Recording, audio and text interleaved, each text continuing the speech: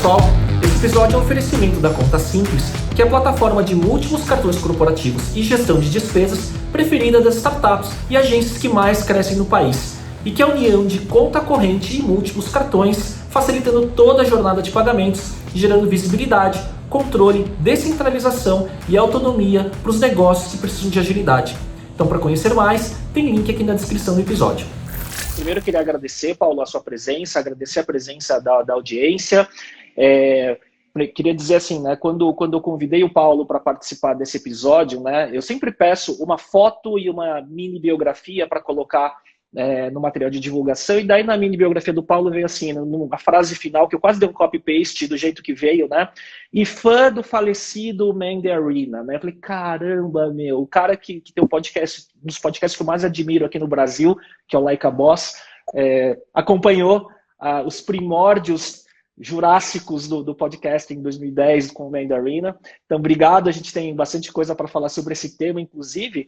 E, Paulo, eu queria começar falando, cara, qual foi seu primeiro contato com tecnologia, cara? Eu digo isso porque eu tive recentemente gravando um curso online, né? E uma das perguntas que me fizeram para montar um trailer desse curso foi: quando você começou? Eu tive que recordar que com 7 anos de idade eu ganhei um Atari, depois com 12 anos eu ganhei um Apple II, que eu programava em Basic, né? Como que foi com você? O meu também foi, eu tive esse privilégio também como você, mesmo de classe média baixa, né? Meu pai foi padre da Igreja Católica e depois professor, minha mãe assistente social, e eu lembro que foi uma briga porque meu pai apareceu com um computador na época que tinha aquela reserva de mercado, né? Eu sou mais velho do que aparento. E que era um CP400 da Prológica. É um desses cinza, computadores com cartucho. Cinza. O computador parecia com isso. Ele era assim, com um cartucho aqui, um espaço para exatamente isso. E daqui saiu o fiozinho para TV. Então eu tive contato com isso no que a gente chamava de terceira série. Então eu devia ter 9 ou 10 anos. Alguma coisa assim. E meu pai comprou porque era aquela febre, né? Um pouquinho antes do Apple II, você citou. Acho que 2 anos antes do Apple II no Brasil. E a gente usava para brincar nos jogos e a gente começou a pegar o Basic, né? Porque esses computadores vinham com um manual. Só que o manual do computador era como programar. Então a gente pegou lá e meu pai lembra que rapidamente a gente passou ele. Ele não devia estar ligando para aquilo muito. E a gente gostou, a gente ficava trocando a cor e brincamos com aquela linguagem de programação que chama logo do papel. Sim, da tartaruga. Da tartaruga, né? Que se hoje você pega o Scratch, ele é um pouco o Scratch de 40 anos atrás, alguma coisa assim. E depois eu caio nessa. Aí depois eu vou na escolinha, quando eu tinha 11 anos ali no ensino médio, aí tem cursos de computação, né? Que hoje em dia acho que não existe mais, hoje em dia é mais Fab Lab, criativo, né? Quem está assistindo a gente que tem crianças, deve estar mais nesse mecanismo.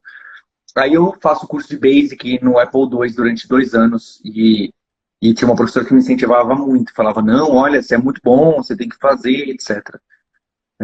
Então, a partir daí que segue, e depois para fazer faculdade de engenharia e ciência da computação, é um pouco o encantamento dos jogos, né? Acho que muita gente que vai para a área da tecnologia está encantada por causa dos jogos, e 99,9% acaba não trabalhando com jogos. Mas ela é uma porta de entrada muito forte. Acho que hoje em dia talvez apps, né? As apps são também um gatilho para jovens, não só jovens, para mostrar que esse mercado é interessante. E você acha que essa paixão do primeiro computador e mexer com código logo no começo foi o que ditou toda a sua carreira empreendedora depois? Empreendedor, eu acho que não. Para a tecnologia, sim. Ali naquele momento eu vi que o poder de criação que você tem com computador, com tecnologia, é grande. Apesar de que quem está assistindo a gente não é de código, não está entendendo nada quando a gente está falando de código, quem trabalha com código, escrevendo apps, escrevendo sites, a parte criativa mesmo, a não ser que você seja a pessoa que faz o design da app, tá bem? Mas se você é a pessoa que codifica, a sua parte criativa é pequena, tá? No dia a dia. É muito mais processos e coisas óbvias que você deveria fazer e que não tem muito... consertar bug, por exemplo, tá? Não tem muita criatividade ali. E pouca desses momentos inspiracionais, não, tive uma grande sacada, não são tão frequentes quanto a gente gostaria, mas é super incrível, tá? Mas para a jornada empreendedora, eu acho que foi mais. Eu percebo depois quando as pessoas foram falando, eu nunca me vi, porque eu também sou da época que não tinha esse nome, né? Era empresário, né? Não existia esse negócio de empreendedor, né?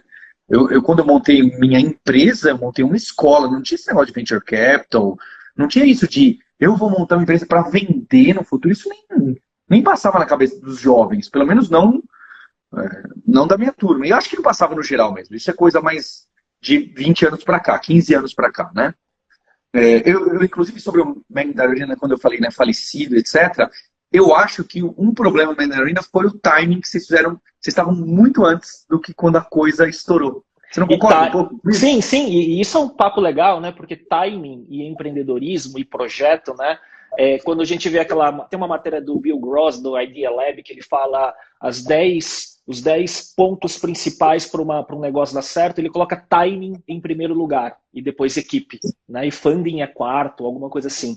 E é isso mesmo, né? E eu acho que o Like a Boss veio depois, num momento onde a marola já estava subindo mais, assim, eu acho. O pessoal já estava educado com alguns termos. Você vai lá em 2013 falar de Venture Capital e Series não sei o quê, com aquelas startups que ninguém conhecia, mal as pessoas tinham celular e broadband, você não estava educado o suficiente. É tipo, como chamava? Aquela Palm Pilot, naquela época onde a internet não tinha Wi-Fi, ou o Newton da Apple. Exato. Era exatamente aquilo que precisava, só que faltava infraestrutura, faltava dinheiro para as pessoas, a tecnologia não era tão barata. Então, eu acho que hoje a gente tem esse timing de empreender e o computador está muito ligado. Mas, para mim, o empreender foi muito projeto na faculdade. Eu queria liderar projetos na faculdade. Liderar no sentido... vamos fazer aqui, montar um projeto para ajudar esse professor aqui da faculdade. Vamos resolver esse problema do laboratório da computação que não está dando porque a gente tinha que dividir acesso à impressora, né? Naquelas épocas. Então, eu acho que essa parte empreendedora que eu vejo em mim era mais essa de querer fazer as coisas, e não de querer montar uma empresa, mas de querer fazer as coisas, de realizar, de ter resultado, de colocar as coisas, terminar um projeto, não só começar, né? Eu gostava muito de montar uma equipe e vamos fazer isso, vamos montar um grupo para criar um site. Eu era muito esse cara, até em excesso, tá? Até em excesso. Mas isso eu sempre sinto que era a veia empreendedora, que você chamaria mais isso do que o código, tá? Entendo. Você sabe que, só compartilhando com você, né? Eu aprendi a programar num caderno, né? Então, eu lembro, meu pai é engenheiro, e aí eu vi ele programando a calculadora HP dele com leitor de cartãozinho e tal, e um amigo dele tinha o primeiro Macintosh de 1994, e tinha um Apple II também. Aí, uma vez na casa dele, fiquei apaixonado por aquilo, e eu comecei a comprar aqueles fascículos do microcomputador curso básico, que você comprava em fascículo e depois encadernava. Aí eu comecei a aprender Basic, e aí eu pegava um caderno e escrevia o código do que eu queria fazer de programa, e só depois que eu ganhei o primeiro computador que eu fui testar se aquele código que estava no caderno ia funcionar, né? E aí depois eu passava, enquanto os meus amigos ficavam jogando videogame ou brincando, eu ficava codando o computador 8, 10 horas por dia quando tinha 11, 12 anos de idade, alguma coisa do tipo, né? E isso foi o começo. Aí depois comecei a aprender Assembler, né? Tentei aprender código de máquina para evitar a compilação e ir direto no sistema e tudo mais. E isso foi o primórdio antes de entrar na Poly, com essa ideia, né, eu gosto, né, de programar, eu gosto de computadores, e na faculdade, né, eu vou aprender mais sobre isso e tal, e também nessa coisa, né, do laboratório de informática, né, da USP, naquela época, programando em Turbo Pascal com o pessoal que vinha a montar as primeiras empresas de internet, né, isso pré-internet, né, então o Romero estava lá, e por aí vai, né? Então isso foi um pouco do começo. E aí meu primeiro CNPJ foi no final da década de 90, mas por aí assim também, não com essa ideia do empreendedorismo de escala, como a gente vê hoje, né? Do mundo de startup, mas mais de resolver problemas que eu queria fazer, de coisas que eu queria fazer. Acho que muito parecido com o que você está falando aí, né? É exatamente isso. Acho que só essa fantasia que você está descrevendo aí da gente escrever o código no papel e ficar sonhando o que vai acontecer quando eu fizer isso. Vou chegar em casa e vou programar para usar o computador do meu tio, né? Esse recurso escasso fazendo a gente sonhar e arquitetar é muito forte, né? Aí é o que eu falo da criatividade, né? Exato. Você está lá criando realmente no papel, né? No mundo real, no dia a dia de se criar uma app, não é tão divertido assim. É divertido, mas não é tão divertido assim. É, eu acho muito forte. E isso que você coloca, né? Eu brinco que você terminou a engenharia, né? Não, eu tranquei quando a empresa deu certo e nunca mais voltei, e aí Não, foi montando a empresa dali em diante. então tá bom. Eu também sou engenheiro não formado. Depois eu me formei em ciência da computação, tá? Mas engenharia larguei, eu falo que as minhas filhas podem escolher qualquer profissão desde que seja uma engenharia. Meio que meu pai, meio que foi uma imposição do meu pai. Era assim, você faz ou poli ou ITA. Essas são as duas opções que você tem. E foi bem isso que aconteceu comigo. No final você não fez nenhuma. É, e eu acho que essa parte da engenharia e essa parte nerd da gente querer entender como que as coisas funcionam por trás, acho que isso é muito importante para não só como profissionais, ou não só como empreendedores, mas como qualquer tipo de profissional. A gente, talvez a gente não vai, eu não consiga entender mais hoje como o computador funciona, porque já ficou para trás, já é super complexo. Eu tenho amigos que detonam isso mesmo sem precisar usar, né? Mas aquela vontade de você entender como funciona por trás do videogame, só de você ter essa vontade, essa curiosidade de ver o vídeo e assistir aquele monte de cientista e influencer que tem, por mais que você fale, pô, mas às vezes é um pouco raso, etc., mas você ter essa vontade de conhecer, de entender por que que o buraco negro é formado e que o Sol tem 1000 vezes menor que Antares, que é 1000 vezes maior que Júpiter, como que isso acontece, etc. Então essa sua vontade, eu acho que é algo muito forte, sabe? É um driver muito forte para a geração de agora, para a gente poder resolver os problemas mais complexos que vêm aí pela frente. Sem dúvida, é curiosidade, né? E aí, quando a É a gente depois curiosidade. for, e quando a gente for falar sobre, né, o papel do teu negócio hoje, né, ele é estimular para o curioso, porque, em primeiro lugar, quem for trabalhar com tech, né, ou qualquer profissão do futuro, o que move é a curiosidade e a vontade de aprender, porque o aprendizado é constante. E aí você entra com o seu negócio fornecendo os tools e as ferramentas para isso, né? Perfeito. Perfeito. Eu acho que eu falo curiosidade e perseverança, né? Curiosidade para te dar essa amplitude de assuntos. Eu não estou falando que é para você estudar tudo do mundo, mas você tem que estar apto, preparado, apta, preparada para enxergar que tem essas necessidades, que essas peças se encaixam. E a perseverança, porque você precisa entender mais profundo. Talvez não seja o computador, entender como funciona o transistor, ou sei lá eu o quê, mas em alguma coisa da sua área, você entender com profundidade. Não ser só bom na execução, mas entender o porquê, os conceitos, a teoria, a bibliografia. Ah, Paulo, mas isso aí eu não vou usar no dia a dia na prática. Você vai ver que em alguns anos essas coisas acabam aparecendo, né? Eu vejo, quem tem... Ah, Paulo, mas hoje em dia o Google, não sei quem, não precisa mais de faculdade de computação para fazer. Vai ver quem está resolvendo os problemas mais difíceis deles. Tudo tem doutorado nas faculdades famosas. Por quê? Também não é porque eu quero uma pessoa com selinho, é porque aquela pessoa se aprofundou e foi. Então tem tanta curiosidade mais ampla, né, nesse range, no broad, quanto a perseverança para o deep, para o depth. Sem dúvida. Eu acho bem forte as duas coisas. E é um pouco da cultura do que vocês pregam hoje do profissional em T, né? Isso, a gente bate bastante. Exato. Eu falo até que é interessante porque as duas rovers grandes que estão em Marte, uma chama curiosidade e outra chama perseverança. Né? Exato, muito bom, muito bom. E Paulo, para quem olha hoje, né, você liderando o Grupo Alura, né, então a maior escola online, né, de cursos de tecnologia em quantidade de cursos, né, e tudo mais, e aí você hoje pode ser chamado de uma EdTech, né, e por aí vai. É muito fácil olhar hoje, né? Mas o plano original não era fazer uma escola online, né? Ela foi uma consequência de uma escola tradicional de tecnologia. Foi isso, né? Foi isso. É interessante, você colocou, acho que, vários pontos aí que eu acho que são boas provocações e que sempre eu me questionei para como me posicionar. Eu acho que hoje eu não me posiciono como EdTech, eu me posiciono como escola. Eu sou uma escola. Bem, já chego nessa conclusão. Mas eu comecei empresário, ver uma escola, uma sala com 6 computadores de tubo, né?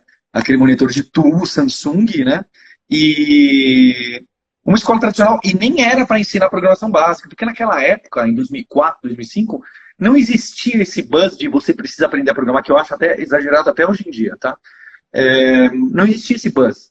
Então a gente montou uma escola com cursos mais avançados, que para quem já trabalhava na área, para entender tecnologias novas. E com o passar do tempo, foi acontecendo esse movimento, a gente muito depois foi criar cursos para quem queria entrar na área, muito depois. E aí quando começou a ter online, essa questão de online, isso foi em 2011. 2011, meu irmão, que é cofundador, ele falou, Paulo, vamos fazer online. Eu falei, você tá louco, online tem qualidade pior, ninguém tem internet broadband em casa. Gente, celular, o iPhone tinha saído quando? 2009, 2 anos antes? 2007. 2007. Aqui no Brasil, quem é que tinha 3G para passar vídeo no celular? Ninguém. Bem, isso é fato agora, né? 3 anos atrás, eu vou dizer. Então, tudo era contra. Então, quando a gente começa a atacar online, começa engatinhando e a gente fica com aquele dilema do inovador. Porque a gente falou, poxa, eu vou criar um curso online mais barato, com uma margem menor, e não sei se vai vender direito, eu vou deixar de vender meu produto bom, que eu sei que é bom, que funciona, presencial, e se esse produto começa a vender, a pessoa começa a comprar um online e não compra mais presencial. Então, durante um tempo, inclusive nos 2 primeiros anos, a gente só criava curso extra no online. Para não canibalizar.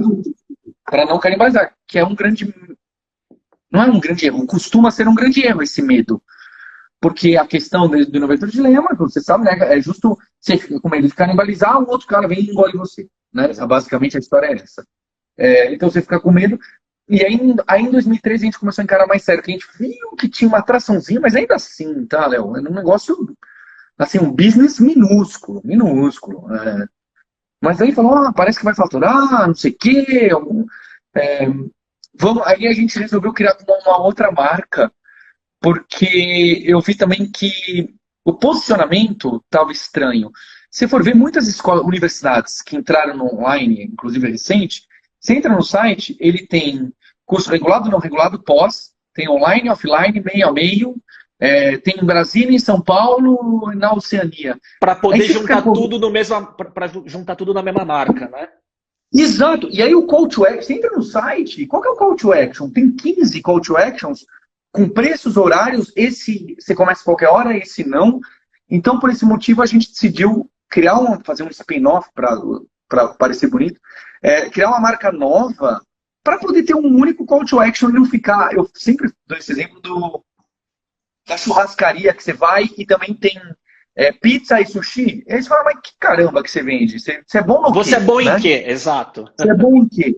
Mesmo que você seja bom, fica difícil a comunicação, né? Tipo, Procter & Gamble. Imagina uma loja da Procter & Gamble. Então, a gente cria essa marca Alura para ter um call to action direto, tecnologia, mais código, modelo, na época não era, mas logo depois a gente foi para o modelo de assinatura, em 2015. Que é aí que a gente começa a deslanchar. Em 2013 nasce a marca, e 2015 tem uma atração forte. Curiosamente, quando a gente começa a entrar forte em podcasts. Que também, aí eu acho que eu acertei o seu timing. Porque 2015 ainda não estava aquela febre de podcast, não estava. Mas tinha uma marolinha. Né? Mas eu peguei um pouquinho antes. E aí, quando entrou, eu já estava preparado. Entendeu? Não foi nem muito antes e nem depois. Foi um pouquinho antes. Porque aí você pega os early adopters. Eu peguei os early adopters e peguei a onda inteira. E para você... Pode falar. Se eu tivesse começado antes, 2013 podcast, eu tinha desistido em 2014, entendeu? Meu chute. E para você o podcast, ele foi intencional para virar um canal, né, de evangelização ou de aquisição, alguma coisa do tipo? Ou ele foi muito mais, putz, quero criar conteúdo para falar sobre o meu segmento, o meu mercado, tecnologia e tudo mais, e depois veio, isso aqui também conecta e é sinérgico com o negócio? Não, foi proposital para ser um canal. Foi intencional. Não foi sem querer assim.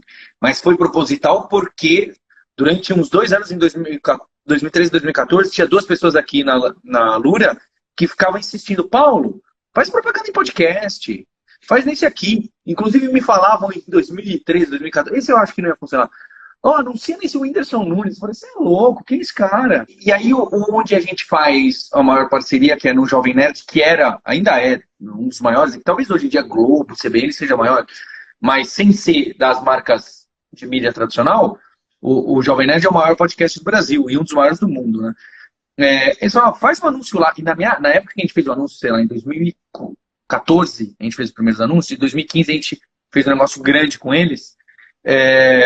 Era caríssimo para mim, Léo, caríssimo, caríssimo. Então na hora que eu vi, eu falei, vamos tentar um. Na hora que eu tentei um só, deu um sinalzinho mínimo, eu falei, não foi legal.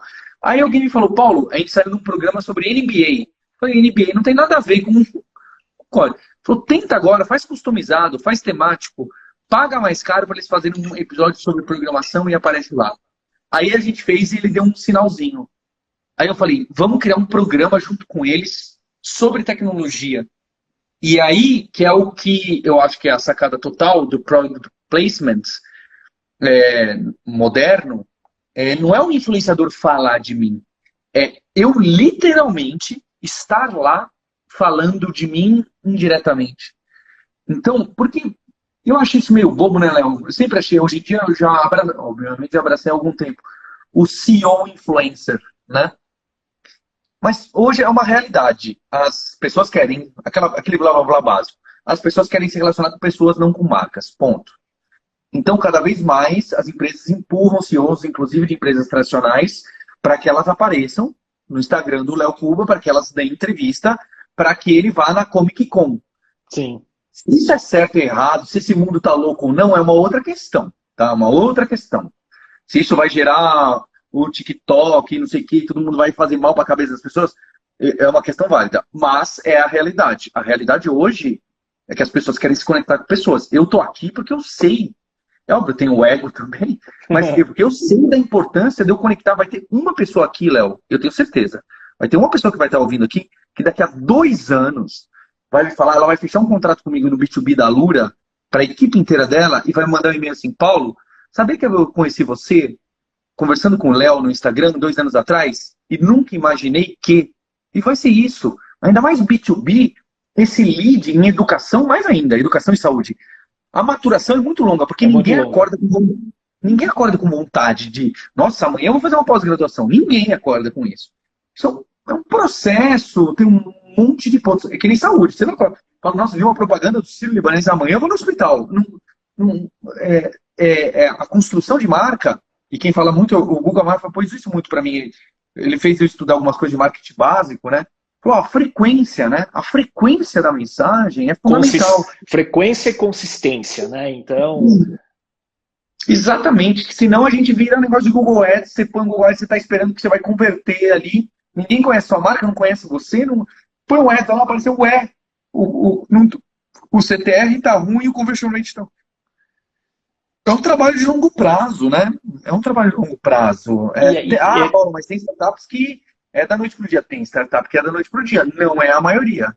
Muito pelo contrário. E aí o grande erro, né? E é como a gente é contemporâneo, empresário, né, de um outro tempo, né? Hoje muita gente que começa a aprender olha para a exceção, né, e para o ponto fora da curva ou para um unicórnio, né, e mira na exceção como a regra, né? E aí tem um grande problema, né? Eu sempre falo de um artigo que chama O Viés do Sobrevivente, né? Você conhece, né? É fantástico, né? Que você tem que olhar muito mais para o que tem em comum entre os que não chegaram lá do que quem chegou lá, cujas histórias são únicas e você não consegue replicar. Você pode ter inspiração numa história de sucesso, né, fora da curva, né? Mas você não pode usar aquela regra como aplicável para sua realidade, né?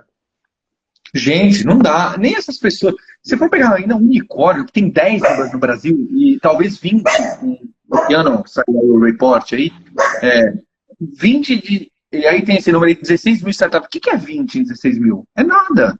Você vai pegar o que dessas empresas? Você perguntar para você, tem CEO que vai virar e falar, não sei. Não sei. Aí por que eu falo, não sei. Então tem o time, tem sorte. Tem gente que fala que 52% é sorte. Né? Tem até um artigo de startup falando que 52%. Tem até esse número aí, sei lá, alguém que tem a ver com time, né? A sorte tem a ver com time. Então é difícil a gente querer se basear. Essas coisas levam tempo, lead leva tempo.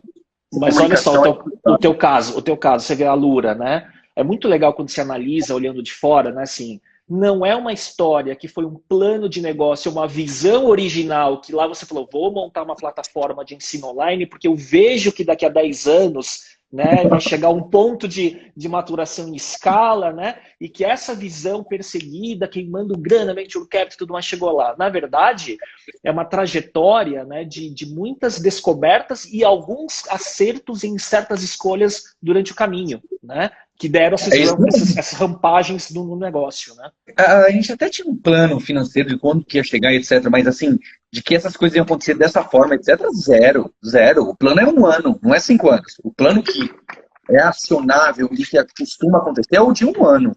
Esse negócio dos 5 anos, de onde a gente vai ter o plano de 10 anos da nossa empresa, que tem 350 colaboradores, eu vou ser bem honesto para você, eu não faço, não tenho, e quando alguém me pressiona da board, eu falo, meu, quer que eu quê? Quer que eu escreva uma linguiça aqui qualquer? Não, é porque daí você tem que ser. Aí é outra coisa, você tem que ser bom em ficção, né? Em storytelling, não é? Porque se qualquer história pode parar de pé, bem contada, né? Mas claro, no mundo cada vez mais rápido que a gente vive, o plano actionable é de 1 ano e olhe lá, né? 1 ano. Esse negócio de. Tanto que você não ouve mais falar esse negócio de 5 anos. Você ouve menos falar esse negócio de 5 anos. Você ouve menos essa. Talvez no mundo corporativo, né? No quarter over quarter, né? E tudo mais, né? Como que foi a pandemia para vocês, né? Foi esse processo de superaceleração da procura, né, pela educação online? Como é que foi para a Lura? Sabia que não foi, Léo? Curioso, né?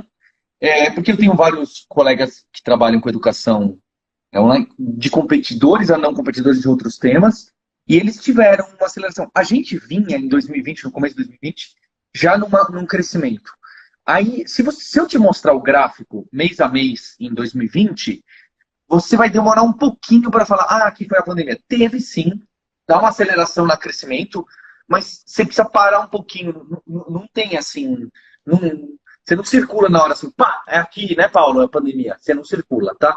O que você circula é o contrário. O B2B teve um churn e cancelamento de contas em março do ano passado. Porque o pessoal assustou, falou, peraí, corta tudo. Corta tudo. Corta tudo. Esse a gente vê uma inflexão em abril e depois em maio recuperando. Agora, no B2C tem um crescimentozinho e depois volta o crescimento forte que a gente tinha desde a Black Friday de 2019. Mas eu acho que para mim não teve tanto, porque eu acho que eu já tinha um tamanho considerável, eu devia estar lá, sei lá, com uns 40 mil. Hoje eu tenho 70 mil alunos pagantes B2C. Naquela época eu devia estar 40 mil. Peraí, crescimento de 70? 45 talvez, vai. Então eu já vinha num crescimento forte. Ano sobre ano.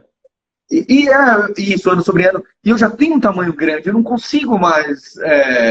Agora teve gente que recebeu um fluxozinho de 1.000 pessoas e isso subiu 400% da base dele. Depende do ponto de maturidade da empresa, porque daí a gente está falando das edtechs que são mais recentes, e aí sim você tem um ponto de diferença muito grande, ou das escolas tradicionais que tiveram que ir para online de uma hora para outra. Isso, exatamente. Exatamente. Ele tinha 2% dele online, passou a ser 18%. Quem tinha um mínimo de preparo. Aí ele falou, nossa, cresci 1000%, mas foi que tombou ali de algo que ele tinha, né? Eu não tive assim o que eu acho que mudou também ajudou, mas não dá para ver porque demora. O B2B ficou mais aberto à educação online. Então a conversa agora é mais fácil. Especialmente o mercado grande corporativo, que tinha medo, como assim eu vou dar um treinamento online? Na pandemia era a única opção. Então agora quando a gente chega com uma proposta, as pessoas chegam a gente já mais educadas, já entendem o que já sabem que é possível e tudo mais. Ô Paulo, por que você falou um pouco antes que você acha que essa visão, né, do profissional de educação em tecnologia ou de coding, por que você acha superestimado? Porque o que eu vejo, né, tendo uma agência digital, trabalhando com empresas tradicionais, multinacionais, o que eu vejo, e olhando o mercado de startup também, difícil atrair, difícil reter profissional, né, o turnover muito alto, você contrata um profissional bom, logo que ele entra, ele já está sendo assediado por outras 4 empresas para ir para outro lugar, né? O júnior ganhando como pleno, o pleno ganhando como sênior, né? O profissional sendo pago por luvas para mudar de empresa, 6 salários adiantados e por aí vai. E o cara não sênior, o pleno. Como que você vê tudo isso, cara? O superestimado versus um mercado que falta profissional e em crescimento, né? Tá bem, deixa eu tentar dar uma geral. Assim, existem muitas vagas abertas, muitas mesmo, centenas de milhares, eu diria. Só que a maioria dessas vagas são para plenos e sênior. Então, o canto da sereia de que aprenda a programar e ganhe emprego existe, as vagas para júniores, as pessoas estão abertas, inclusive cada vez mais abertas, mas esse mercado é menor do que aquele que precisa de um analista sênior para desenvolver minha app para iPhone. Tá? A vaga que está aberta é preciso para uma pessoa amanhã entrar aqui e sair escrevendo o código da minha app. Resolvendo. E aí esse profissional vai continuar faltando, porque a gente precisa criar, a pirâmide precisa funcionar e a esteira precisa funcionar. E por isso que muita empresa B2B, as empresas já estão percebendo de que elas só têm essa esteira dentro de casa. Eu sempre falo, quando alguém me liga e fala assim, o Léo me liga e fala assim, Paulo, eu preciso de um CTO. Eu falo, cara, esquece, essa pessoa nem existe. Eu até brinco, eu falo, contrata um estagiário esse ano, e daqui a 5 anos, essa pessoa vai ser um sênior no seu CTO, e daqui a 5 anos você não vai mais me ligar. Então você precisa estar organizado, ainda mais se a sua empresa está crescendo, você precisa estar organizado, que essa esteira do júnior, mas o júnior vai demorar para 3 meses. Mas se você não fizer isso agora, daqui a 1 ano você vai estar com o mesmo problema. Ou você vai estar pagando luva, pagando não sei o quê, e contratando não sei o quê. Não estou falando que não é para você desistir do sênior, mas o que eu estou falando minha dica vai resolvendo esse sênior aqui, mas já percebe que você precisa contratar 10 júniors para daqui a 3, 5, 7 anos você suprir. E júnior, estagiário, tem aquela vantagem de fit cultural, de pegar todo o business da empresa. O turnover é menor, tem um monte de vantagens. A desvantagem é que para entregar e chipar código, colocar em produção, realmente vai demorar mais. Acho que você precisa atacar os dois. Então, acho que esse exagero do mercado que eu falo calma lá, você não vai conseguir um emprego amanhã se você aprender a programar. Mas existem, só não é essas 200 mil vagas. As 200 mil vagas que estão falando, 130 mil é para quem já está no mercado. Estou chutando o número aqui, tá? Uhum. Mas é algo assim. Então, acho que o primeiro ponto é esse. O segundo que eu falo que é exagero, que eu acho que é exagero, que é aquela frase, é engraçado que eu falo isso, né? Eu vou contra a minha própria empresa. Eu podia estar falando o contrário, né, Léo? E vendendo aqui para quem está assistindo a gente, né? Aquela frase que a programação é o novo inglês. Tem essa frase aí. Acho que já caiu um pouquinho, né? Mas tinha essa frase. A programação é o novo inglês. Ou mais profundo ainda, a programação é a nova alfabetização, né? Eu acho que a tecnologia é a nova alfabetização. Aí, ok, a programação me parece estranho. Posso quebrar a cara, óbvio, né? Essas coisas visionárias a gente pode quebrar a cara. Mas eu acho que mesmo o inglês vai ter uma curva. Porque outra língua vai tomar, os tradutores simultâneos vão resolver, a inteligência artificial vai resolver. Nada é linear. O inglês, e daqui a um tempo todo mundo precisa saber inglês. Nada é linear. Não vai ser 100% das pessoas. 100% das pessoas não precisam saber inglês. Culturalmente, para você abrir. Legal, mas estou falando profissionalmente. Eu não acho que 100% das pessoas precisam saber falar inglês na sua empresa. Eu não acho. Peraí, minha empresa trabalha com... Beleza, tem casos e casos. Mas eu não acho. Então imagina ainda a programação. Agora você me fala assim, Paulo, é legal eu entender programação para poder conversar melhor com o time e automatizar uma tarefa minha no Excel, escrever uma macro e quem sabe até escrever um códigozinho em JavaScript no Google Spreadsheets para o Data Studio puxar o que eu estou fazendo? Acho super válido. Isso não quer dizer que você é um programador ou uma programadora, que a sua profissão mudou. Não é isso. É que nem quando você aprendeu uma skill nova. Tem gente que pega o Excel e detona. Sabe aqueles engenheiras que fazem no Excel o robô para investir e trabalha na asset management, e aí quando você investe aqui, cai ali o pipeline, não sei o quê?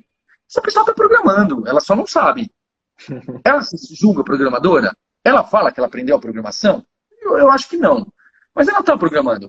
Aí sim eu acho que é importante. Aí eu acho que sim tem valor, para muitas profissões vai ajudar, vai ser interessante para muitas profissões. Mas não que todo mundo vai estar programando, tá?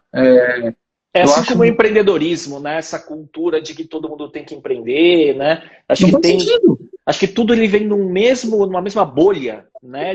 Dessa transformação acontecendo muito rápido, né? E essa glamourização, né, que acontece na profissão, ou nas startups, ou empreender, e na profissão de programar também, né? Exatamente, exatamente. Ô Paulo, o que você vê, cara, também de mudança, né?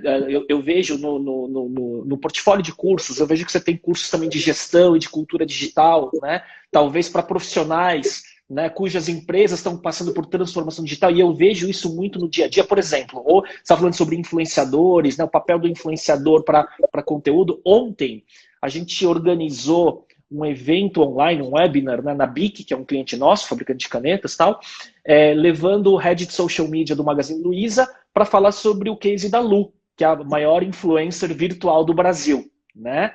E como ela é a personificação da marca para humanizar, e ela é mais confiável, né, como um personagem virtual, mas que tem muita coisa por trás para fazer ela ter, né, um tom de voz, uma consistência de propósitos e causas e tudo mais. Ela às vezes mais confiável do que o próprio ser humano, dependendo do caso, quando se compara, né? Mas o ponto que eu quero dizer é o seguinte: o papel, né, de uma empresa como a minha, que é uma agência digital, começa a ser uma de agência e consultoria, né, de negócios digitais, de como você trabalha marketing, comunicação, omnicanalidade, cultura, né, dos executivos, né, com conhecimento e por aí vai, repertório e tal. E aí eu digo isso porque eu vejo que cada vez mais os executivos, mesmo júniores, middle management e tudo mais, procuram essa formação em business, em digital business, vamos dizer assim, né, nas escolas, em cursos online. E eu vejo que hoje parte da sua oferta está nessa linha, né? Como que você vê esse crescimento? Tem aparecido bastante. Especialmente, acho que duas áreas as pessoas vêm buscar, as pessoas que não são programadoras, vão lá na Lura, pedem, e a gente tem direcionado, a gente tem um longo caminho ainda, tá? Mas a parte da ciência de dados mais crua, que é Power BI, Data Studio, Excel, tá bem? Então, e a partir daí cai até em Python. Então, tem muita gente que cai, poxa, eu preciso organizar essa quantidade de dados, planilhas, informações, automatizar e fazer isso disparar e tirar mais riqueza desses dados. Então, tem muita gente que cai na programação ou algo próximo daí através dos dados.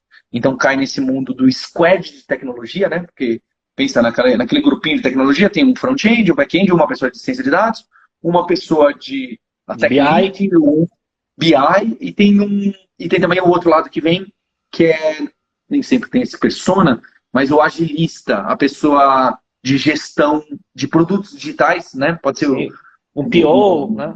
Pode ser um PO, pode ser um Product Manager, aí depende um pouco da nomenclatura que a empresa dá, tem lugares que mudam e geram uma briga, mas essa parte de Product Management, gestão ágil, Scrum, Kanban, também é uma porta de entrada grande das pessoas que querem cair em tecnologia e entender. Porque provavelmente isso já está na empresa dela, é um pouco mais acessível porque envolve menos blá blá blá de tech, programação, navegador, web, HTTP. Então muita gente vem por aí.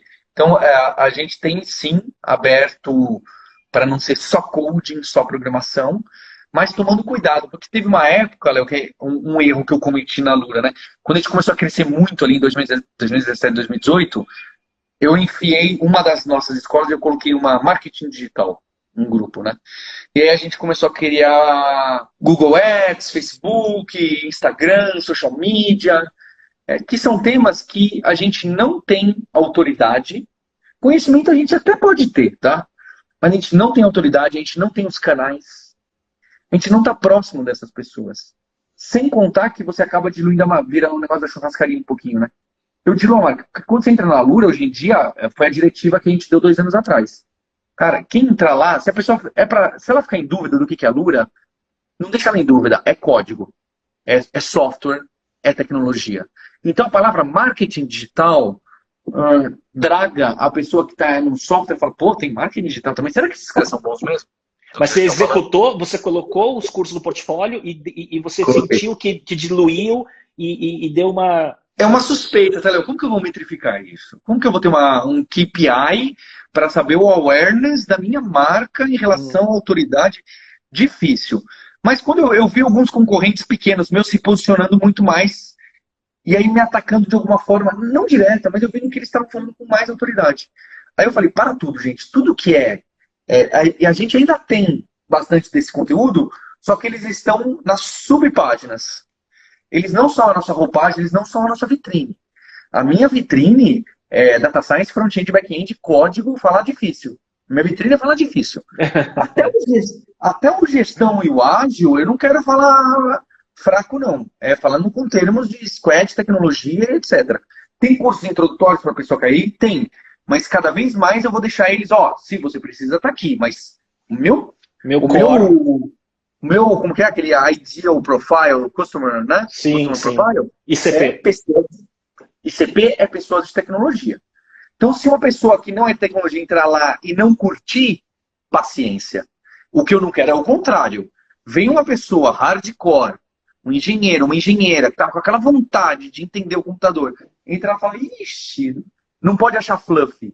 Não pode achar fluffy. Uhum. Eu não posso ter. Eu tenho um pouquinho de empreendedor. Eu gosto, né? Eu gosto do que você fala. Eu gosto do que você fala. Eu gosto de empreendedorismo. Mas tem pessoas que vai soar fluffy.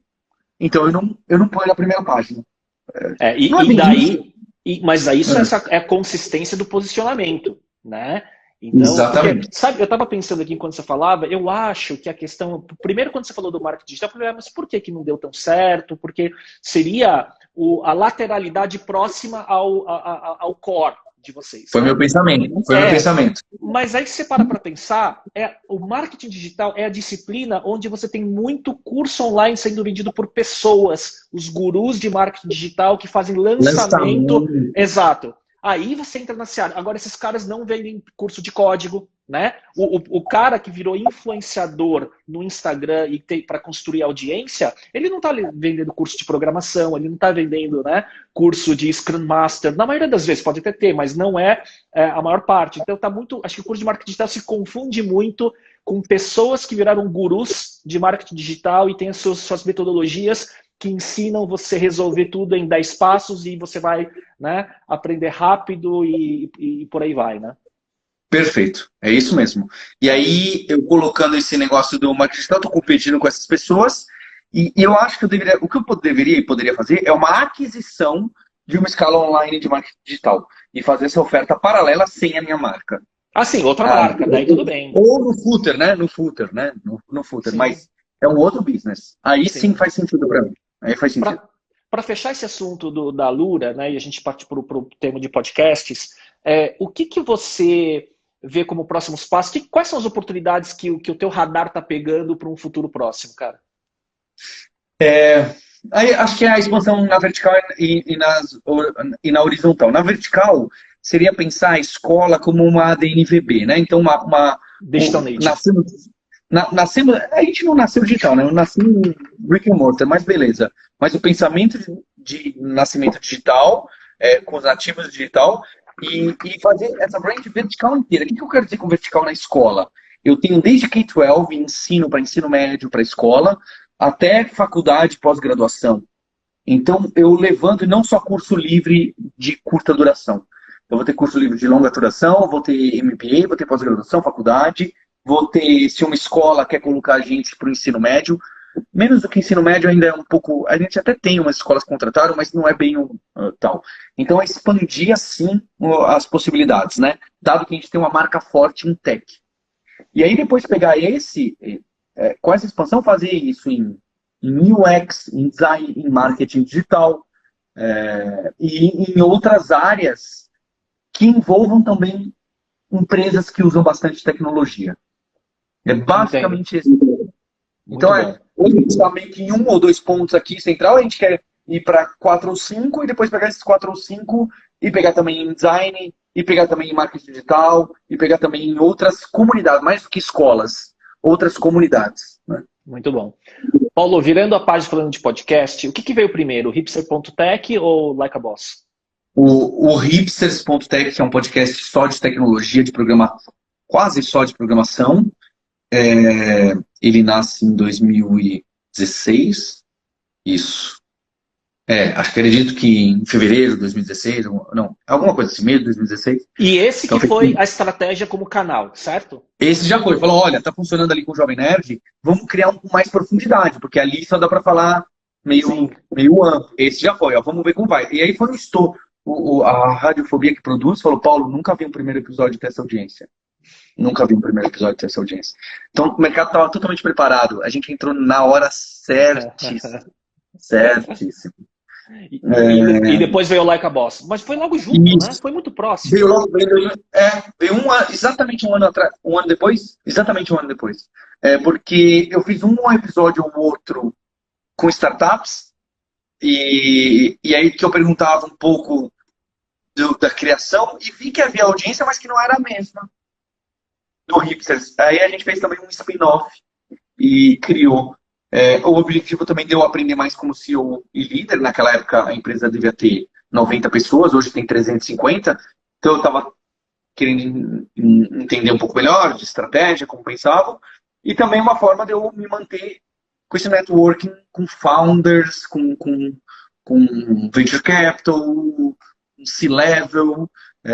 Já teve cliente que veio falando, olha, o C-level conheceu no Like a Boss, pediu para a gente conversar com vocês. Tá? Não é fantástico. Mas tem. É claro que deve ter muitos outros com aquele ponto aquele touch, né? A pessoa viu um ad, conheceu o site, depois ouviu o podcast, falou, poxa, esses caras aqui também, né? Ele vira um ecossistema, né? Ele vira vários touchpoints. E a construção da sua autoridade, né, como CEO, como empreendedor e tudo mais, ele vem junto, né? Porque a pessoa começa a conhecer melhor as suas ideias, né? E o Tim Ferriss que fala, né? A gente, com o podcast, a gente vai aprendendo a fazer perguntas melhores, né? Esse é o grande segredo, né? Com o tempo, né?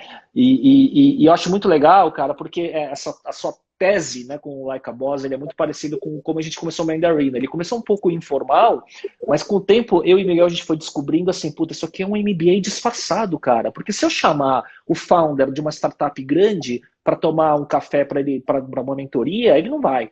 Mas se eu chamar para o podcast, ele vai. E aí eu posso fazer a pergunta que eu quero, né? Então ele é um hack de conhecimento, né? E que com o tempo ele foi criando aquele acervo, né? De mais de 100 episódios e um pouco do que você está falando também. Cara, e o que te trouxe de aprendizados, né? Fazer podcast, produzir, seja episódios icônicos, ou seja, aprendizados que você teve. O que você tira como grande lição do processo, desses anos todos aí produzindo o Like a Boss e o Hipster.tech? Eu vou não lição com convidado, tá? Mas a lição de podcast. Do processo, Uma é que, e eu penso no Mandarina e outros, e vídeos também, tá? O podcast te traz me faz muito pensar naquela coisa, não é bem MVP que eu quero dizer, mas eu quero dizer de custo-benefício. Porque você fez umas gravações na Livraria Cultura, né? A gente, cara, a nossa fase, a gente começou, né, o quinto ou sexto ano, a gente foi para a Livraria Cultura do Shopping Iguatemi, e a nossa estrutura, cara, era 3 câmeras, grua, sabe? Era uma coisa absurda de produção, né? Metade disso já é complicado. Metade disso é complicado. Não, e hoje o pessoal vê o Flow, né? O Flow Podcast, o pessoal que está descobrindo o podcast agora, nossa, eles são inovadores, né? Eles que começaram não, cara, né? A gente vende muito. O vídeo podcast no YouTube, né? Com câmera, profissionalismo, 2 apresentadores do plano e tudo mais. Esse formato em 2010, né? Na verdade, até antes com outros, mas a gente fez em 2010, né? Mas então, esse é superprodução difícil, gasta seu tempo, dinheiro. Nada pode falhar. O podcast, é claro, tem muita gente fazendo podcast já que é bem mais simples de fazer, fazendo de qualquer jeito. Aí você se complica. Mas o podcast com equipamento, né? Com equipamento que é barato, um pouquinho simples. E você pensando... É que agora eu não estou no estúdio porque a gente está na pandemia, eu estou em casa, então tem um eco, etc. Mas você consegue fazer algo profissional no podcast sem tanto esforço. No vídeo, para fazer profissional, é a grua. Então o podcast me ensinou muito. Será que eu não consigo encontrar um canal ou um mecanismo, ou, por exemplo, os vídeos, né, as aulas que a gente grava na Lura, não tem algum formato mais simples, mas não tão mais simples, para que dê para fazer profissional, mas que ainda mantenha a facilidade? Então, tudo que a gente vai produzir, tem muito conteúdo em escola, e não é nem por causa do preço, não estou nem falando de preço, tá, Léo? Não é nem preço, é por causa de execução. Para você não criar um pipeline que envolva 45 profissionais e um Trello de Kanban com 87 colunas, que ninguém faz nada. Então, como que eu consigo simplificar isso e consiga manter ainda a imagem profissional do que eu estou oferecendo? E o podcast faz isso. Porque você põe a vinheta, põe uma edição, capta no microfone bom. Na época que não era pandemia, a gente ia até o CEO entrevistar. Pô, a qualidade, a pessoa ouve isso e fala, nossa, parece a CBN. E parece mesmo. Quem não manja Captação, fala, exato. O Like a Boss, assim, ele sempre me impressionou pela, óbvio, a qualidade da captação e a pós-produção, né? E isso é, entre aspas, barato e simples. Fazer isso, captação e pós-produção em vídeo bom, não é nem barato e muito menos simples. O Mandarina nunca breakivou, sempre saiu do bolso. Né? Então, numa época que nem tinha patrocínio e tudo mais. Né? Sabe um podcast, só de curiosidade, né? Chegou um livro aqui, eu comprei um livro físico, que eu queria ter ele físico em hardcover, né? De um podcast que tem de áudio, que tem uma produção de áudio muito boa, que é esse aqui, ó. Masters of Scale, do Reid Hoffman. Eles transcreveram todos, né? Ele, na verdade, ele fez um negócio diferente, que ele agrupou em lições práticas em comum dos episódios. Então, cada capítulo é um tema, que aí ele pega dos episódios icônicos, o que determinados convidados falaram sobre aquele tema, e com textos originais do Reid Hoffman dando a opinião dele sobre aquele tema, coisas que ele não falou nos episódios. E ele depois destilou e fala, tipo, dá um resumo do que ele acha sobre aquele capítulo, né? Que são etapas da jornada de empreender que ele agrupou. Então, assim, o Reid Hoffman ele é muito fora da curva, né? Ele é um gênio, né? E aí esse livro foi lançado esse mês, e aí logo que lançou, eu comprei, importei e tudo mais, chegou essa semana, comecei a ler, fantástico, cara. Puta dica. Vou copiar a ideia, cara. Vou copiar a ideia, é isso. Olha só. Exato. Bem, quando a gente fez o Like a Boss, além do Dantas, que era o Dantas do Mandarin, ele só falava disso, né? Tanto que uma época, quando a gente foi soltar o Like a Boss, ele falou assim, Paulo, vou conversar com o Léo, acho que eu posso comprar o Mandarin e a gente usa o Mandarin. Ele chegou a cogitar isso, você tem ideia. E o Master of Scale também foi outro que a gente ouviu muito, né? E também bebemos lá. Eu confesso que, às vezes, no Master of Scale, talvez seja por causa do meu inglês, eu fico, às vezes, confuso, como às vezes ele troca e vai, e às vezes põe, eu não sei mais como estão os últimos episódios, sabe, às vezes tem uma locução de uma outra pessoa e eu me perco, em podcast eu me perco muito fácil. Porque ele tem uns storytellings, né, que ele intercala durante o episódio, que às vezes perde um pouco o ritmo, assim, verdade. E aí eu não tenho inglês péssimo, mas sabe, acho que você já tem que ir, né? Se não é, você já tem que ficar prestando atenção. Aí eu entro e falo, não, pera lá. Quem é esse aqui? Agora é aquela hora que ele está respondendo? Aí me pega um pouco assim. Eu acho que às vezes é que os podcasts americanos têm essa super produção mesmo, né? E de realmente criar um programa mesmo. E aí, às vezes, alguns me perdem aí. Eu prefiro uma entrevista do Tim Ferriss de cima, bem, aqui tem aqueles tamanhos gigantes, mas eu prefiro, é mais fácil de eu entender. Exato. Não, Tim Ferriss, para mim, ele é, assim, apesar de muita gente falar de Joe Rogan, né, e tudo mais, mas para mim o Tim Ferriss, ele é o cara que ao longo da carreira dele, ele foi se transformando, né, se tornando uma pessoa mais profunda, né, porque ele surgiu na mídia com né, a Semana de 4 Horas, eu conheci ele dessa época, 2007. Eu também, né? Eu comprei o livro na época, que nem era famoso. Isso, que ele era o life hacker, né, então assim, eu fiquei fã, era aquele momento de vida que eu queria os hacks, os truques que ele fazia, né? Então eu fiquei fã do 4 Hour Week, que está lá na estante aqui atrás, tem a versão física dele. Aliás, de todos os livros dele eu tenho a versão hardcover, além de e-book. Só que ele, com o tempo, ele foi ficando mais sábio, né? Ele foi aprofundando, né? Acho que ele passou por uma jornada de muito autoconhecimento, inclusive, né?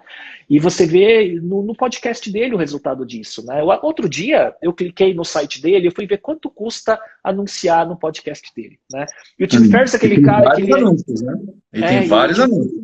E o Tim Ferriss é aquele cara que ele dificulta chegar nele, né? De propósito, né? Então ele é um cara que tem escassez para chegar nele, né? Então você vai navegando, você chega numa página que ele fala, olha, nós temos anúncios limitados Os próximos 8 meses já estão bucados, né? Então não tem vaga para você. E o preço de uma inserção é de $45.000, alguma coisa assim. Quer, Então, quer, não quer, não quer. Num episódio, uma inserção e ele tem mais de uma marca normalmente, né? Então é animal. Eu acho assim, eu acho que o que ele conseguiu como podcaster, né? Então o sucesso financeiro que ele diz, né, que ele ganhou muito mais dinheiro com podcast do que com qualquer outra coisa, porque ele foi investidor, investiu em startups, né, muito early stage, né, do Vale e tal. Mas ele fala que o podcast, do jeito que ele faz, é a liberdade dele, né? Ele tem um sucesso financeiro, ele faz o que ele gosta, né? Conversa com quem ele quer, né? Tem a arbitragem geográfica livre, que ele sempre defendeu desde o começo, né? De viver onde ele quer, apesar de ele acho que ele mora agora em Austin há um tempo, né? Mas eu acho eu sou muito fã dele. Tem alguns podcasts recentes que eu descobri, do Lex Fridman, que é um dos caras mais fodas de inteligência artificial no MIT, que ele tem um podcast que ele fala muito sobre o futuro da inteligência artificial, mas intercalando com outros temas, assim, sabe? Acho que, se não me engano, ele trabalha também como o lead AI engineer da Tesla, se não me engano, porque tem algumas teses da Tesla no site dele, assim, que ele escreveu os papers e tal, né? Mas é muito legal também. Mas aí, se eu for falar, se a gente for falar de podcast, isso aqui a gente vai até amanhã. Assim. O que você está escutando atualmente? Pouquíssima coisa. Hoje em dia, perdendo. Foi o que aconteceu com a pandemia, né? Todos os podcasts, até livro que eu lia, diminui bastante, porque eu passo o dia inteiro dentro de casa. Agora que eu tô saindo, que aparece alguma coisa de livro, de ficção, que eu sempre li muita ficção. É bem pouco. Você me pegou, eu precisava abrir a app aqui para ver o que eu vi de último.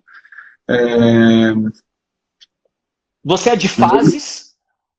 Você é tem um momento que você descobre alguma coisa e fica consumindo só aquilo, ou você é mais regular e dependendo, tipo, tem X podcasts, aí você se identifica com aquele episódio por conta de um tema, por exemplo? Aquele episódio de um tema. Aquele episódio de um tema. Às vezes eu entro no Tim Ferriss, scrollo, falo, vou ouvir esse. Eu também sou assim.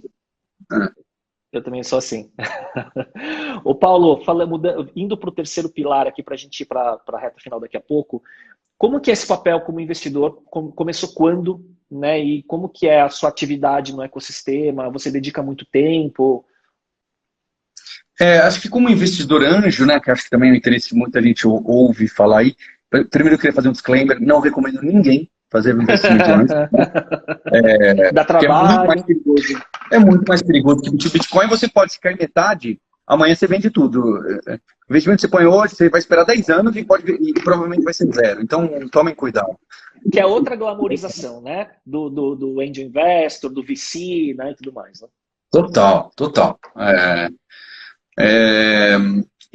Mas eu acho que também foi para o ecossistema, para eu ficar perto do pessoal que estava criando as novas empresas. Então, acho que o Like a Boss foi isso. Investir anjo também é isso. É uma forma de eu me manter próximo de outras pessoas que estão construindo as empresas do futuro, não necessariamente gigantescas ou não, também, mas pessoas que estão passando, estão sofrendo bastante aí. Então, a ideia foi essa. E quem me trouxe também foi o Dantas. O primeiro investimento foi em 2016. Inclusive, eu estava vendo isso em junho de 2016, então faz 5 anos. Junho de 2016. Que foi na Wall, que hoje tem 300 pessoas, é grande. Então, acertei a primeira. Quem acerta, eu fiquei corajoso porque acertei a primeira, né? Aí o perigo é você acertar a primeira. E depois sorte de principiante. Total. Hoje em dia eu entendo por que deveria ter feito, mas na época foi porque o Dantas falou. E era PPT, era na época de PPT, não tinha produto nenhum. Uma loucura total. Então foi para isso. E aí acho que o segundo investimento foi só em 2017 e vou acelerar só em 2018. Hoje eu me arrependo, eu devia ter acelerado antes, né? Mas então aí depois vem o Conta Simples, né? Que aí o Conta Simples vem depois. E começa a vir por causa do podcast, começa a aparecer pessoas falando, inclusive a Wall não, por causa que foi pré-Like a Boss. O Conta Simples, né? Que é lá que hoje em dia vai se tornar um banco digital em algum momento, eu estava vendo até, né, e como que as pessoas chegam até mim, é engraçado, né, o Fernando, que é co-founder lá, ele me manda uma mensagem no final de 2017, eu acredito, falando: Paulo, sou fã do seu trabalho, ouço todos os episódios do Hipsters e do Like a Boss. Estou montando uma empresa, gostaria muito de apresentar e conversar com você. Você pode? Sabe o que eu respondi, Léo? Eu não respondi. Passados 6 meses, ele me manda uma outra mensagem no LinkedIn. Paulo, falei com vocês, será que você não tem um tempo mesmo para... Então pensa que uma das startups que eu acertei forte, a pessoa implorou para conversar comigo e eu ia deixar de canto ali, né? Eu não sei como é, eu imagino que o seu LinkedIn também, né? Aquela maluquice. Sim, LinkedIn, direct do Instagram, é assim, né? Eu tento hoje em dia, eu preciso responder todo mundo. Eu preciso, porque pode ser uma oportunidade muito forte. E hoje em dia, cada vez mais, o papel como CEO é papel para fora. Eu preciso estar atento às oportunidades de fora. Exatamente. De M&A, de lead, de parceria, eu preciso estar atento. E é óbvio que de 10 conversas, só uma vai fazer sentido. Não que vai funcionar, vai fazer sentido. Mas veio daí. Aí ele falou, e eu ainda, minha resposta ainda foi ruim, Léo. Eu falei assim, olha, eu vou sair na semana que vem de férias, era mentira. Não vou sair semana que vem de férias. Você não quer conversar com o Dantas, que manja de fintech? Você quer fazer uma fintech? Conversa, eu joguei pro outro, assim. Conversa com outro cara aqui, não quero conversar com você. Conversa com essa pessoa aqui. O Dantas conversou com ele, o Rodrigo Dantas, que grava comigo no podcast. Ele falou, Paulo, eu gostei. Você viu o que esse menino tá querendo fazer e tal? Eu gostei.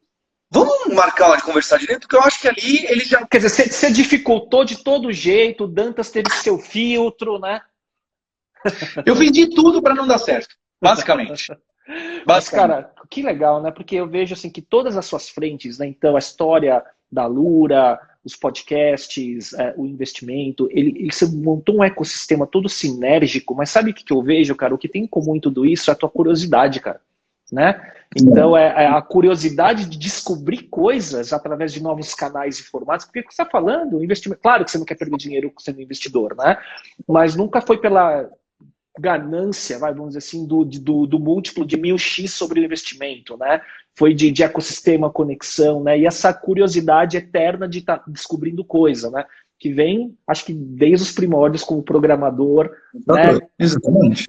Eu vejo exatamente isso. Eu tive que escrever uma mini biografia por conta desse curso online que eu fiz, na Doméstica, inclusive, e eu coloquei, cara, quando você começa a entender e tentar conectar os pontos, você vê, cara, o que move é a curiosidade que começou com código, e o código, no final das contas, quando eu comecei a programar em Basic, ele não foi ele foi a lógica com a criatividade se juntando pela primeira vez, sabe?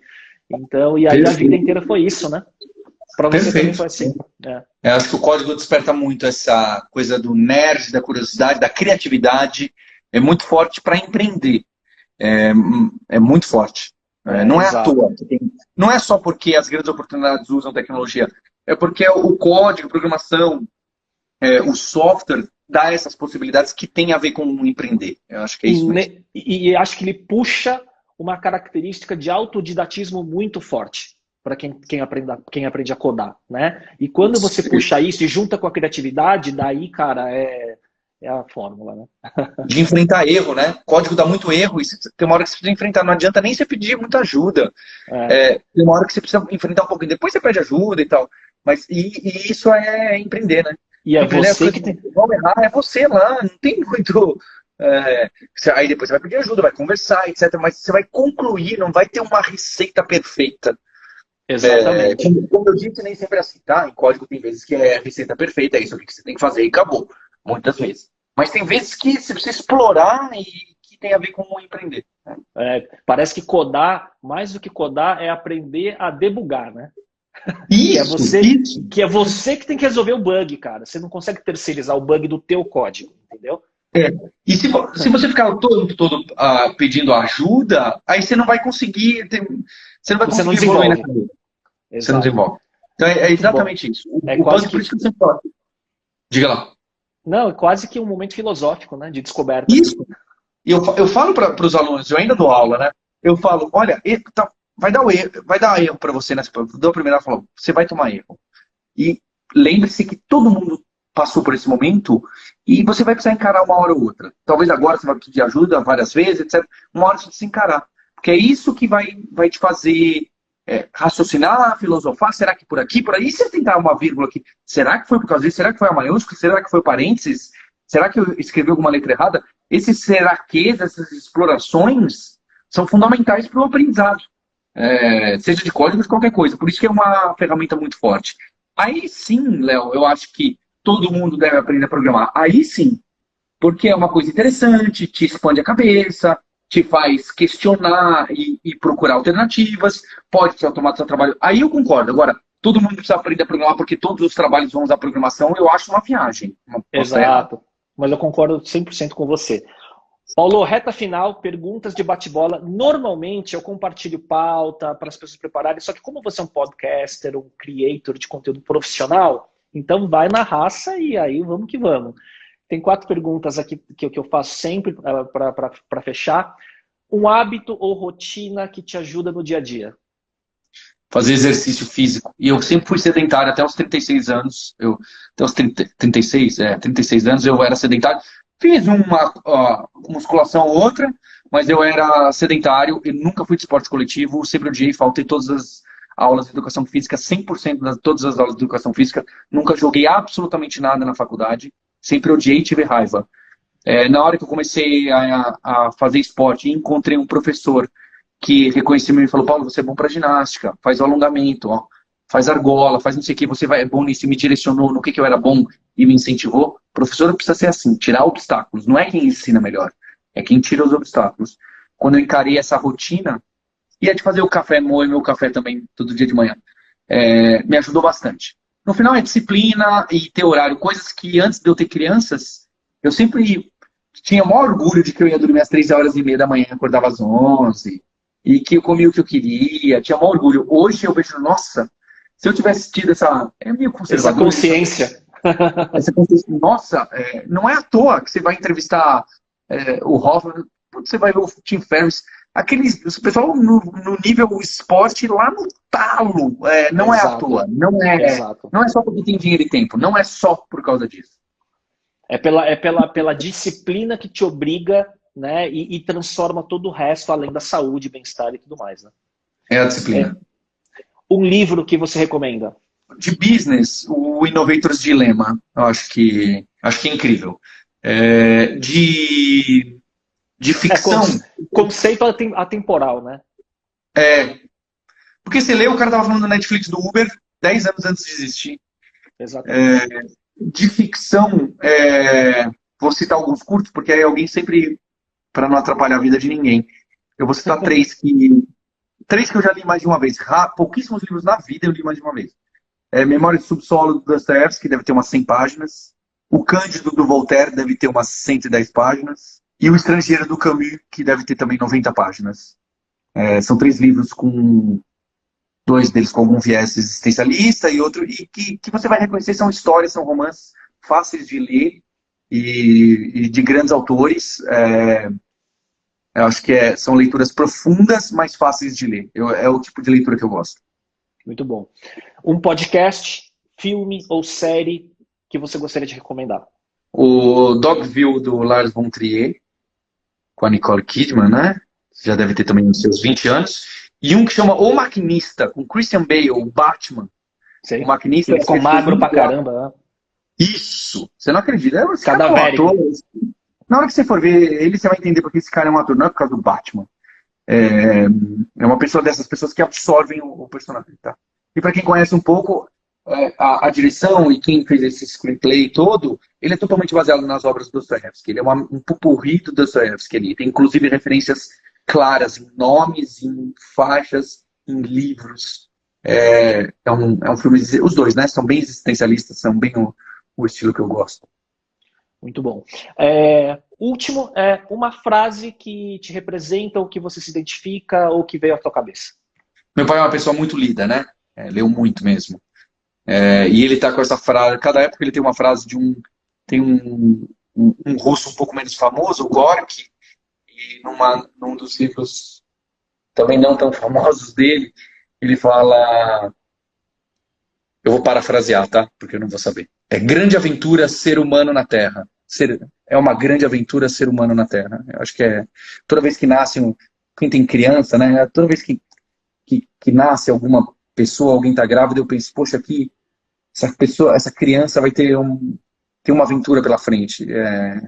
É muito emocionante pensar que ela tem toda uma aventura pela frente. Muito bom, muito bom.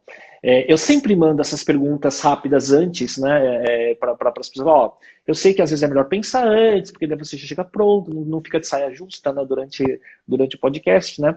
Mas aí eu comecei a mandar e vi que as pessoas não liam e não pensavam antes. Então vai na raça mesmo, né? Vamos ver o que sai no improviso. Uhum. Paulo, eu queria agradecer, cara. Puta bate-papo, assim. Cada assunto que a gente conversou dava para derivar para N outras coisas. Daria para ficar um podcast de horas, tipo Tim Ferriss aqui. Mas foi muito bom, cara. Assim, te conheço do mercado, do Like a Boss, das histórias aí, mas a gente nunca teve chance de conversar. Então foi excelente esse bate-papo. Queria te deixar a palavra final aí para fechar. Eu que agradeço. Queria dar parabéns pelo seu trabalho, por fazer parte do ecossistema, por ter dado os pontapés iniciais nesse ecossistema, né, de fazer ele aparecer. Por isso que vira e mexe a gente fala do Man in the Arena, né?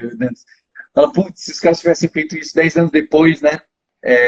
Seria o Flow. Seria o Flow se fosse 10 anos depois. Seria o Flow sem palavrão e sem querer fazer polêmica, né? Mas também, se não fosse naquela época, não tinha aberto essas possibilidades, sabe? Que nem se não tivesse tido o Newton da Apple lá naquela época lá, e a Palm Pilot, e sei lá o que mais. E agradecer. Espero que tenha passado sem sem tanta glamorização, esse negócio do empreendedorismo, que você leva a sério, você toca com cuidado, de não fazer ninguém sonhar. É claro que você deve sonhar, mas ninguém promessas, né? Sem vender promessas, acho que isso é importante. Sem vender promessas. É possível, é real, mas é difícil, né? E assim, para mim, eu gosto muito de criar conteúdo, de conversar com pessoas, podcast, ou redes sociais, ou o que seja, né?